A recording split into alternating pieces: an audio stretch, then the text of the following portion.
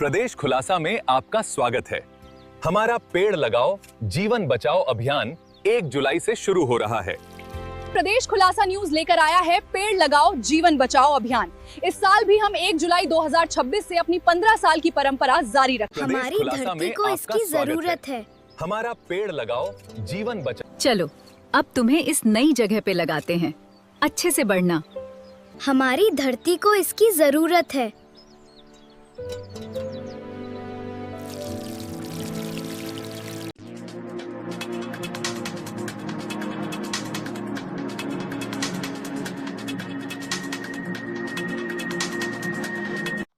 Narmadapuram collectorate पर आदिवासियों का ऐतिहासिक महापड़ाव।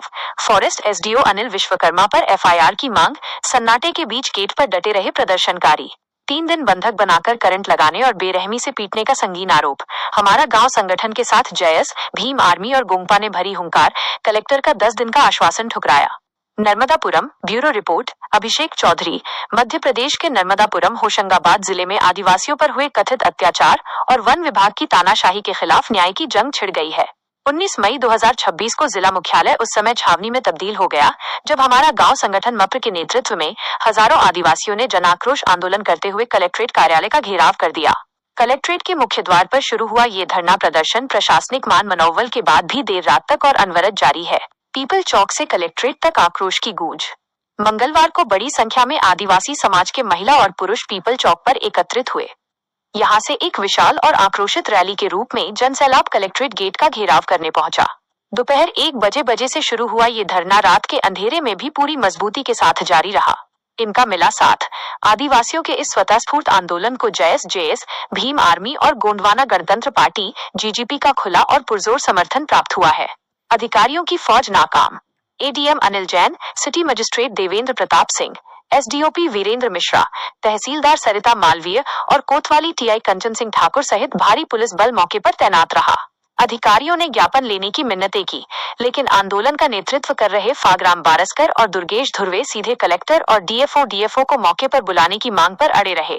जिला पंचायत सीईओ हिमांशु जैन से हुई 20 सदस्यीय दल की बातचीत भी बेनतीजा रही। कलेक्टर का आश्वासन ठुकराया। आर पार की लड़ाई।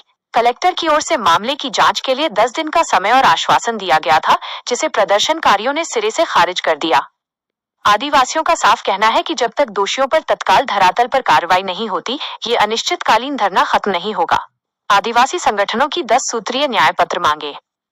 1. एफआईआर और गिरफ्तारी। केसला क्षेत्र में 3 दिन तक आदिवासियों को बंधक बनाकर बेरहमी से पीटने, जाति सूचक गालियां देने और करंट लगाने वाले फॉरेस्ट एसडीओ अनिल विश्वकर्मा व अन्य दोषी अधिकारियों पर तत्काल एफआईआर दर्ज हो। 2. तत्काल बर्खास्तगी। मारपीट की इस बर्बर घटना में शामिल सभी नामजद वन विभाग के अधिकारियों को नौकरी से बर्खास्त किया जाए। 3. झूठे केस वापस हों। वन कटाई के नाम पर बिना किसी जब्ती, सबूत या गवाह के आदिवासियों पर दर्ज किए गए मनगढ़ंत केस तुरंत वापस लिए जाएं। 4. मुआवजा और सुरक्षा। पीड़ित आदिवासी युवकों को शासन की ओर से उचित मुआवजा और पूर्ण सुरक्षा प्रदान की जाए। 5. उच्च स्तरीय जांच। संपूर्ण मामले की निष्पक्षता के लिए एक उच्च स्तरीय विशेष जांच दल एसआईटी गठित हो। 6. पट्टा धारकों को संरक्षण। वन अधिकार पट्टा मिलने के बाद किसी भी किसान या उसके परिवार को प्रताड़ित न किया जाए और न ही उनकी भूमि वापस ली जाए। 7. चांदकिया डैम का मुआवजा। पिछले 3 वर्षों से अटका हुआ चांदकिया डैम का मुआवजा राशि हितग्राहियों को तत्काल भुगतान किया जाए। 8. नियुक्ति पत्र। जिले में कार्यरत समस्त वन चौकीदारों को स्पष्ट मानदेय राशि अंकित कर तत्काल नियुक्ति पत्र सौंपे जाएं। 9. लाभांश की जांच। नर्मदापुरम जिले की समस्त वन समितियों को दी जाने वाली लाभांश राशि के वितरण में हुए घालमेल की उच्च स्तरीय जांच हो।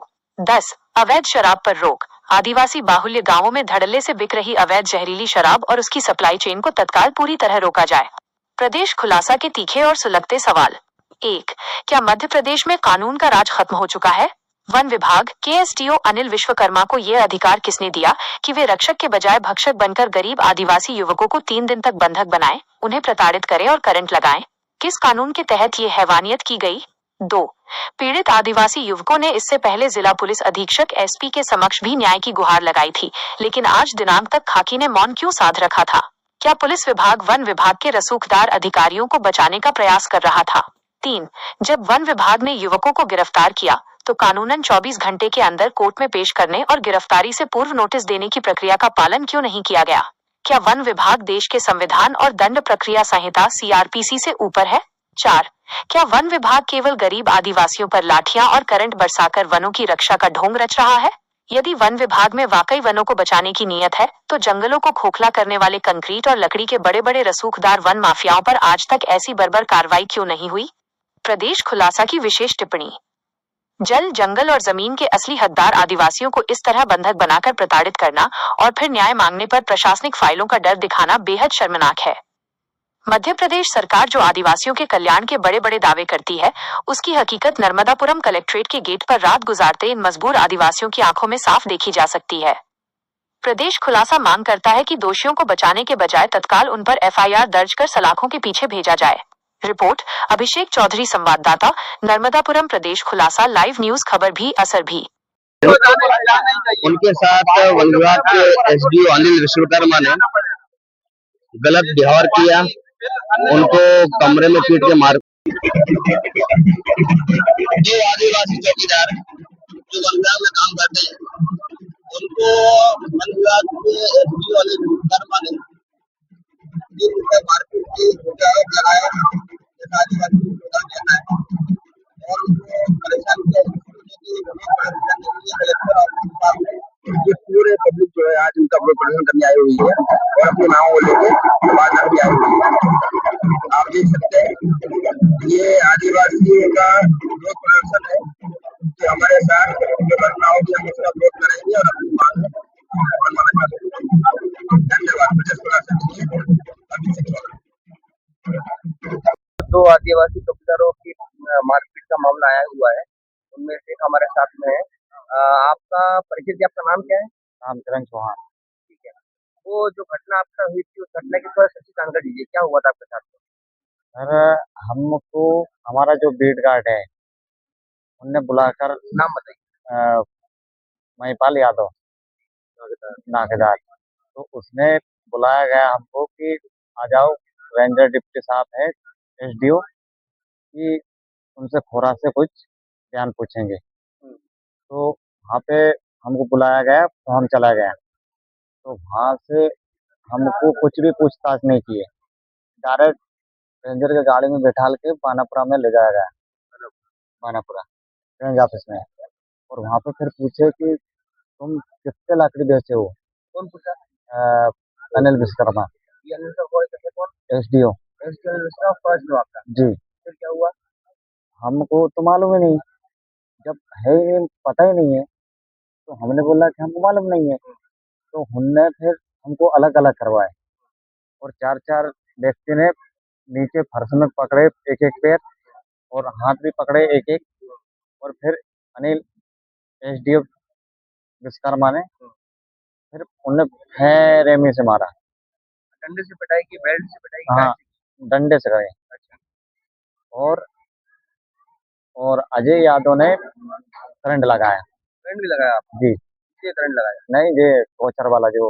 अच्छा, झटका वाला करंट? हाँ, झटका वाला। फिर क्या हुआ? अजय यादव ने फिर उसके बाद में हमको 3 दिन तक बंधक बना के रखे। 31 तारीख को तो हमको लेकर गए, 31 मार्च को। हाँ। और फिर उनने 2 तारीख को हमको फिर छोड़ा बिना उसके पूरे कागज में। उनने साइन करवाए तो हम तो डर के मारे उनके दबाव पे साइन कर दिए। वो तो दबाव देते देते तो हम को तो मारे, तो हम तो बहुत डर गए। फिर आगे क्या हुआ? आखिरी में क्या हुआ? आखिरी में हमको फिर आपके परिवार के लोगों ने आपको ढूंढने का प्रयास किया होगा? नहीं सर, तो उसने कोई भेजा नहीं है। अच्छा, मतलब सूचना कुछ भी नहीं है। वो तो गुरुवार के दिन जो है आपको बंदा बना कर रखा है जी, कमरे के अंदर जी, और मारपीट किया है? मारपीट। फिर उनने हमको गुरुवार को छोड़े, वो भी कोर्ट में गए और बिना उसके उनने जमानत करे और छोड़ दिया वहाँ पे। ठीक है, तो अभी आप लोग कलेक्ट्रेट गेट के सामने बैठे हुए हैं, आपके पूरे साथी, रिश्तेदार, सामूहिक सामाजिक सभी लोग आए हुए हैं, संगठन के लोग। आप अभी किस मांग को लेकर यहाँ बैठे हुए हैं और क्या आपकी आज कलेक्टर सर से मुलाकात हुई? हुई सर, तो वही बोल रहा है कि 10 दिन का समय दो और हम मांगे ये चाह रहा हूँ कि अनिल एसडीओ अनिल एसडीओ उसका बर्खास्त होना चाहिए। बिना कसूर के उनने मारे क्यों उनको। हमारा इतना अब वो रिपोर्ट डाला कहीं भी डाला, लेकिन हमारा कोई सुनवाई नहीं हुआ। 1.5 महीना हो चुका है, 1.5 महीना से ऊपर हो चुका है। तो वन विभाग के द्वारा रिश्वत आपके ऊपर क्या झूठे आरोप लगाए जा रहे हैं? जी, झूठे आरोप है। ठीक है, धन्यवाद।